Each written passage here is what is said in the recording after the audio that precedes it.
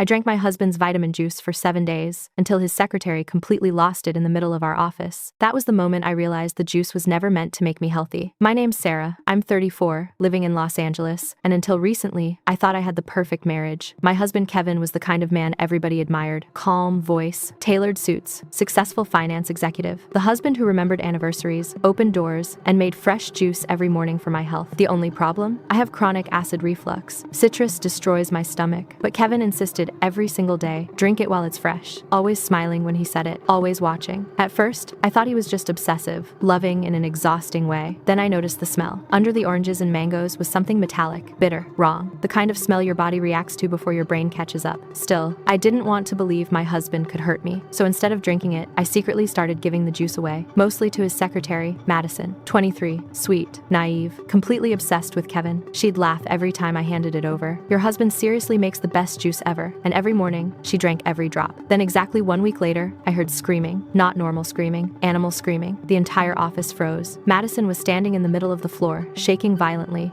clawing at her own arms like something was crawling under her skin. Mascara running down her face, knocking over chairs, crying that people were watching her through the walls. And Kevin just stood there staring at her, frozen, not shocked, terrified. That was the first moment I knew. The juice was poisoning people, and it was supposed to be me. That night, I barely slept. Kevin held me in bed like always, one arm wrapped around my waist, whispering soft reassurances. But all I could think was, how many mornings had he watched me almost drink that poison? The next day, I stole a sample and brought it to my old college friend Emily. She was now a doctor at a major hospital downtown. The second she smelled it, her expression changed. A few days later, she called me at 2 a.m. Her voice sounded shaken. Sarah, whatever's in that juice can cause neurological damage over time. My stomach dropped. Hallucinations, paranoia, psychotic episodes. Not enough to kill someone quickly, just enough to slowly destroy their mind. I remember sitting there in complete silence, staring at my kitchen wall while Kevin slept upstairs. Then Emily asked the question that changed everything. Does your husband benefit financially if you become mentally unfit? And suddenly every memory hit me at once. Kevin handling my company paperwork. Kevin asking about my insurance policies. Kevin insisting we merge assets after marriage. Kevin slowly positioning himself into every corner of my business. I felt physically sick. But the worst part? He had already started preparing people around me. His mother started calling worried about my stress levels. Kevin began casually mentioning psychiatric clinics during dinner. Then one night, while pretending I was asleep, I overheard him on the phone. She's getting worse, he whispered. I think we're close. Close to what? A week later, he left psychiatric commitment paperwork sitting on the kitchen counter. My hands actually started shaking. The plan was real. He wanted to poison me slowly, convince everyone I was unstable, then take control of my company once I was institutionalized. And somehow, it got even worse. Because the deeper I dug, the more people around me were involved. His secretary wasn't innocent. A doctor I trusted betrayed me. People were taking money behind my back. Every single person smiling at me suddenly looked dangerous. I stopped sleeping, started recording conversations, saving documents, pretending to get sicker just to make Kevin comfortable. And Kevin loved it. The weaker I acted, the kinder he became. Warm soup, medicine, holding my hand in public. To everyone else, he looked like a devoted husband caring for his unstable wife. Meanwhile, I was building evidence fast enough to survive. At first, nobody believed me. Not the police, not the doctors, not even some of my own relatives. Because Kevin had already spent months painting me as unstable. He told people I was paranoid, sleep-deprived, obsessed with conspiracy theories. And honestly, after everything I'd been through, I barely trusted my own mind either. But small things stopped adding up. Security footage kept disappearing. Bank statements showed transfers I never approved. One nurse quietly admitted my medical records had been altered twice before I even arrived. That's when my lawyer told me something that changed everything. Stop trying to prove he hates you, she said. Prove he planned it. So we started digging deeper. Phone records, private messages, financial accounts, deleted emails. And the deeper we looked, the uglier it got. Kevin had been contacting a private psychiatric consultant weeks before I got sick. He researched inheritance laws, power of attorney forms, even long-term assisted care options, like he was already planning my life after I was gone. Then one of his former employees finally cracked. Apparently, Kevin had bragged during a drunk late-night poker game that he was about to solve his family problem permanently. That statement alone terrified everybody involved. Meanwhile, Kevin kept acting calm, too calm, smiling in court hallways, winking at reporters, acting like this was all some misunderstanding that would disappear soon. But behind the scenes, investigators were already finding things he forgot to cover. Then came the final mistake. Kevin thought he had already won, so he got careless. One recorded phone call, one hidden didn't transfer. One confession from someone he trusted. That was all it took. The trial lasted almost 2 weeks. The courtroom was packed every day. When all the evidence came out, people physically recoiled hearing it. The poisoned juice, the psychiatric setup, the financial motive. And Kevin? He never denied any of it. In fact, the most terrifying moment of my life happened when the judge asked if he regretted what he did. Kevin looked directly at me and said, "My only regret is that I failed." The courtroom went dead silent. Even the judge looked disturbed. He got decades in prison. His accomplices lost everything. And me? I moved away quietly after the trial ended. New city, new apartment, new life. But sometimes, late at night, I still think about those mornings in our kitchen. Kevin smiling softly while handing me that glass, watching me almost destroy my own mind with my own hands. And honestly, the scariest part wasn't realizing my husband wanted to ruin me. It was realizing how close he came to succeeding.